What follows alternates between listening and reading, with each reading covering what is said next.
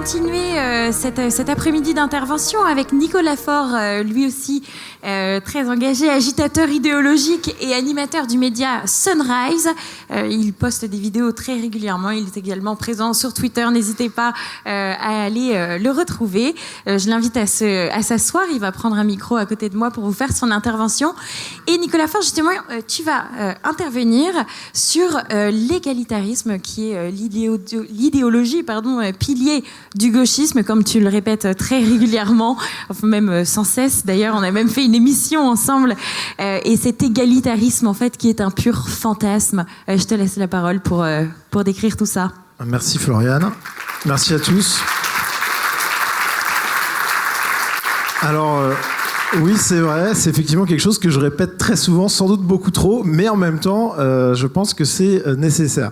D'ailleurs, j'avais fait une intervention sur ce thème-là, alors je ne vais pas faire du tout la même, évidemment, aujourd'hui, mais il y a 3 ans, je crois, cette même forme de la dissidence, et je crois qu'elle est toujours d'actualité et qu'elle mériterait d'être répétée encore. C'est la base de la pédagogie, après tout. Exactement, et c'est pas Jean-Yves Le Gallou qui me dira le contraire. Non, alors déjà, c'est un plaisir d'être là. Alors, ce qu'il est important d'avoir en tête quand on parle de révolte face au système Macron et face à l'idéologie qui nous détruit, clairement, c'est d'être capable d'identifier l'ennemi principal. Alors, il y a beaucoup de propositions, et parmi vous, je pense que vous avez tous en tête des choses à peu près différentes, mais je pense qu'on aura tous, quelles que soient nos divergences d'apparence, on aura tous en tête que l'idéologie qui nous mine, enfin l'ennemi principal, c'est cette idéologie de gauche. Voilà, gauchiste, ça fait un petit peu gros mot, mais pourtant c'est le terme, mais en tout cas c'est l'idéologie de gauche, et qui se résume, alors on pourrait deviser pendant des heures sur qu'est-ce que le fondement de l'idéologie de gauche, quel est son caractère premier le plus important. Je pense que des travaux de tout ordre ont été réalisés sur cette question, mais qu'on retrouve partout un même pilier à cette pensée de la gauche, c'est ce pilier de l'égalitarisme, c'est-à-dire l'égalité vue comme Dieu. Voilà, je n'exagère pas. Alors on pourrait parler de pulsion du ressentiment, on pourrait parler de plein de choses. La réalité, c'est que factuellement, l'égalitarisme est devenu aujourd'hui une religion moderne, qui est le pilier principal du gauchisme, et je pense que tout le monde peut le concevoir. Et à mon avis, c'est contre cela qu'il faut lutter. Et c'est ce à quoi je m'emploie le plus souvent possible sur Sunrise, qui est donc la chaîne YouTube que j'anime. Alors je vais vous parler un petit peu de cet égalitarisme, je vais rentrer dans les cas concrets, et puis ensuite je vais vous donner un petit peu d'espoir. Alors je sais qu'il y a Thaïs qui va arriver dans quelques instants, qui parlera positivité, espoir, et elle a bien raison, donc moi j'essaierai aussi d'apporter ma petite touche, parce qu'on a bien besoin de ça, d'avoir un peu d'espoir. Alors l'égalitarisme comme ennemi principal, c'est tout simplement l'égalitarisme, pour la faire très simplement, c'est la croyance religieuse, ou quasi-religieuse, que les différences entre les individus, entre les sexes, entre les populations, ces différences qui sont observables et observées par tout le monde à peu près, sont uniquement culturelles, sont uniquement acquises. C'est le grand débat inné-acquis que tout le monde connaît. Et c'est une croyance totalement enracinée, si le terme est adéquat pour définir la gauche, mais enracinée dans l'esprit de gauche, et qui est à la racine de tout.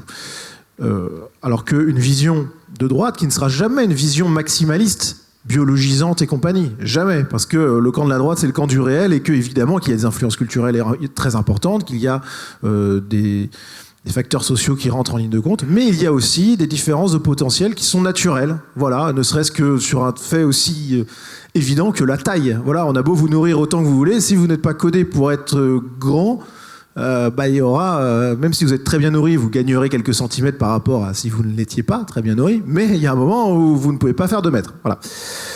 Bref, et ça c'est une vision de droite qui est totalement équilibrée. On est capable de dire il y a un peu de tout, il y a un peu d'inné, il y a un peu d'acquis, voilà. Mais ça déjà, c'est dramatique. Et d'ailleurs, vous remarquerez que quasiment personne n'aborde ce sujet-là. Quasiment personne. Parce qu'en réalité, c'est s'attaquer frontalement à l'idéologie de gauche, et c'est donc se mettre dans une position de cible à abattre. Bref, Donc moi je le fais toujours dans la bonne humeur et toujours factuellement, parce qu'il faut être très factuel. Alors concrètement, ça peut se retrouver dans une chose toute simple, c'est par exemple le féminisme. Alors je ne parle pas du féminisme classique, mais je veux dire cette vague féministe actuelle, qui est en quelque sorte qu'on pourrait définir comme de l'ultra-féminisme, qui considère que finalement son sexe on peut le choisir. D'ailleurs il y a un super documentaire réalisé par un Américain dont j'ai oublié le nom, qui pose la question à des grands penseurs de la théorie du genre, des grands universitaires anglo-saxons pour la plupart, qu'est-ce qu'une femme ?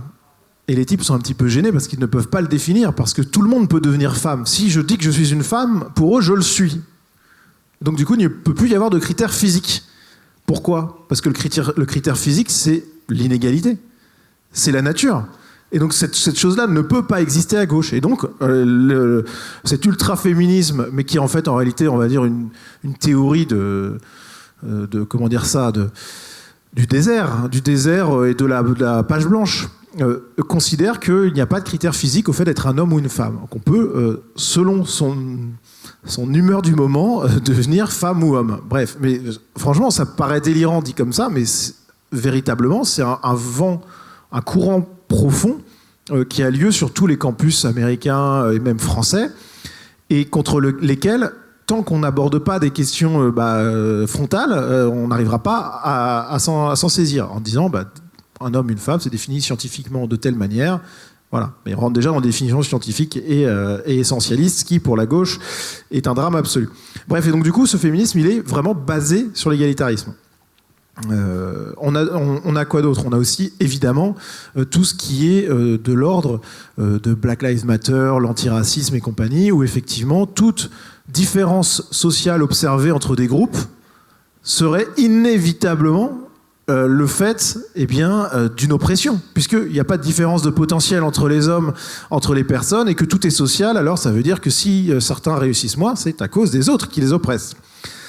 Bref, ça c'est l'égalitarisme. Vraiment, je ne sais pas si vous voyez ce que je veux dire, mais on est vraiment dans le nœud du problème. On est dans le cœur nucléaire de la question idéologique de gauche. Donc j'ai pris ces exemples. Mais tout ça pour dire que c'est vraiment, pour moi, l'ennemi principal, l'égalitarisme, parce que sur tous les sujets essentiels, on est face à notre ennemi dévoilé. Voilà. Alors il y a plein d'autres choses, parfois très importantes et parfois un peu plus annexes, qui existent et qui sont des ennemis qu'on doit considérer et combattre, bien entendu. Mais ce point-là précis, vraiment, je me bats depuis des années un peu dans le désert pour que ça soit entendu, mais vraiment, il faut s'en saisir, même si ça fait peur. Même si ça peut être sujet à diabolisation et compagnie, mais enfin bon, on est ici au forum Polémia de la dissidence et sous l'égide de Jean-Yves Le Gallou, donc je ne vais pas vous apprendre que la diabolisation, on essaie de s'y soumettre le moins possible. Mais en tout cas, c'est à mon avis le cœur essentiel des choses. Voilà. Donc c'est de l'idéologie, donc ça peut paraître abstrait, mais je vous ai démontré que ce soit avec le féminisme ou même l'antiracisme, que ça a des déclinaisons concrètes très précises. Alors, un peu d'espoir là-dessus, parce que vous voyez, ces sujets-là sont quand même très durs à aborder. Alors, moi j'ai choisi une voie que je veux vous présenter, parce qu'on est là ici pour vous présenter des choses concrètes et vous donner de l'espoir et vous montrer que tout est possible. C'est que j'ai choisi la voie avec Sunrise, qui est donc un média que j'ai créé avec un ami il y a quelques années maintenant et que j'ai repris intégralement il y a 1 an et demi, 2 ans. J'ai choisi de critiquer frontalement cette idéologie-là, mais avec ma personnalité et un ton qui désactive énormément de critiques. C'est-à-dire que vous voyez, c'est un nom anglais, donc déjà ça peut faire un peu peur. On est avec un code couleur, alors vous l'avez pas là, mais c'est très coloré, c'est très vif. On est quasiment, on est à la plage quasiment quand on regarde les émissions. Et avec un ton qui, moi, me ressemble, parce que c'est ce que je suis, voilà, même si parfois ça peut peut-être pas l'être, vu le poids des sujets qui sont abordés, toujours avec bonne humeur, bonne ambiance, et le but, c'est de toujours être sympathique, rigoureux, factuel et sympathique. Parce qu'en réalité, on a raison, on n'a pas besoin d'être anxiogène pour avoir raison, on n'a pas besoin d'utiliser des termes diabolisants, on n'a pas besoin d'en faire plus que de raison dans la radicalité pour la radicalité, on a juste besoin d'être nous-mêmes, d'être factuel et d'être sympa, parce que c'est ce qu'on est. Finalement, nous aussi, on est cool. Voilà, il n'y a pas que les gens de gauche qui sont sympas. Alors, bon, le problème, c'est que malgré tout, évidemment, Sunrise a été quand même un petit peu censuré à 2 reprises. Une fois de manière un peu détournée, je ne vais pas rentrer dans les détails techniques, et une autre de manière extrêmement frontale ensuite, ce qui a fait que la chaîne, qui était quasiment à 10 000 abonnés à l'époque, sur YouTube, a été censurée. Donc j'ai dû repartir de zéro. Je vous dis ça parce que je suis reparti à chaque fois, alors avec l'appui des gens qui croyaient en moi, mais aussi parce que c'est possible de se relever. Aujourd'hui, voilà, je suis de retour. Avec Sunrise, il y a 10 000 abonnés, la barre des 10 000 abonnés qui a été franchie. Il y a des belles audiences. Je lance des formats longs, avec des formats très intéressants, parce que le but, c'est aussi de s'attaquer Moi, j'aime beaucoup en ce moment m'attaquer aux postures de droite, ces choses qu'on répète à l'envi et qui finalement, sans même interroger, en étant un peu des gens de gauche. Vous savez, ceux qui disent l'immigration est une richesse, je pense que nous, à droite, on a une particularité, c'est qu'on est capable de penser contre nous-mêmes bien plus que la gauche aujourd'hui. Peut-être que ça n'a pas été toujours le cas, j'en sais rien, mais en tout cas, aujourd'hui, nous, on est capable de remettre en question nos dogmes et de manière personnelle, mais je pense que c'est le cas de beaucoup d'entre vous ici, je me remets énormément en doute. Il y a très peu de moments, de semaines dans ma vie où je me remets pas en doute, même sur des questions essentielles. Et au final, c'est ça qui fait qu'on est meilleur qu'eux, parce qu'on a raison, parce qu'on se confronte à nous-mêmes et aussi au réel. Voilà pour ça. Et donc, pour vous dire que y a une vie, malgré la dangerosité des sujets abordés, on est capable de s'en sortir, d'avoir du succès, malgré la censure. On est capable d'avoir du succès. J'ai un peu galéré, je vous le cache pas. Ça a été un peu dur pendant quelques mois, mais là c'est reparti et tout se passe bien. J'ai appris en plus à utiliser un discours de plus en plus imperméable à la censure. Bref, et pour le reste, il y a des plateformes alternatives comme Odyssée qui existent, ou le site internet que j'ai mis en place, sunrise.tube, qui permet de revoir ces vidéos sans censure. Bref, tout ça pour dire que une fois qu'on a identifié l'ennemi principal, qu'on se décide à le combattre, on y va frontalement, qu'on y met les formes qu'il faut, qu'on est rigoureux, qu'on est factuel, qu'on est sympa, et qu'on est prêt à se battre contre la censure avec le soutien de tous ceux qui sont dans cette salle ou ailleurs, et honnêtement, on gagne. Je pense vraiment qu'on peut gagner. Et moi, c'était de petite victoire en petite victoire pour le moment, mais j'espère que la grande et définitive victoire viendra, et ça, il faut y croire, et on a des preuves concrètes de ça. Bref, donc voilà, cette intervention s'achève sur ce message d'espoir, et je pense qu'on doit tous l'avoir en tête et le garder le plus possible en nous.